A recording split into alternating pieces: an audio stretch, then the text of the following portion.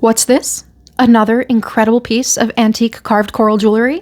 Yes, that's right, I've got another carved coral pin. This one is similar to the carved leaf pin that I had a few weeks ago. It comes from around the same time period, the mid-19th century, and much like the last pin, this features some of those incredibly beautiful, so dainty and delicate, almost translucent carved coral leaves. But unlike the other pin, which was all leaves all the time, this one also features some beautifully carved rosebuds and fruit. I have tried to pin down what kind of fruit this might be. I have settled on 3 potential options. I think that these might be persimmons, specifically a date tree persimmon, which is very popular in Italy, where this would have been carved. This might be quince or quince. You say it differently depending on where you're from, although these are rather chubby, bulbous quince if that's the case.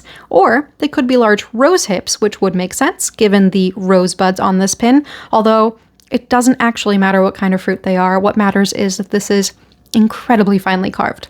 This pin is a true salmon color. It is more on the pink side than orange, in my opinion. It's a color that comes to mind when I think of the color coral. It is lustrous and glossy, and much like the last leaf pin, there is a sort of translucence to the coral. This one also has the beautiful detail of having its backing be a large coral branch. All of the metalwork tests as 14 karat gold. It's got a lovely long hinged pin with a C-clasp. Much like many other pins from this period, the end of the pin extends a bit farther than the clasp itself, which was meant to anchor a large heavy pin like this to the clothing of the time. And it is in absolutely remarkable condition. It does look like there is one little leaf missing at the top, but honestly, if I didn't tell you, you wouldn't miss it.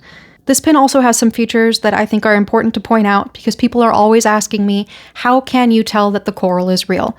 Well, you're looking for some of these quote-unquote imperfections. In this pin, you can see that there are some spots where the color is uneven. There are some spots where there's a porous, almost chalky-looking surface, and there are these little black dots that you see every once in a while. Those are all natural features of the coral, and they're an excellent indication that the coral is natural, undyed, untreated. It's not a flaw, but in fact, a feature of the coral. Of course, can't forget the PSA.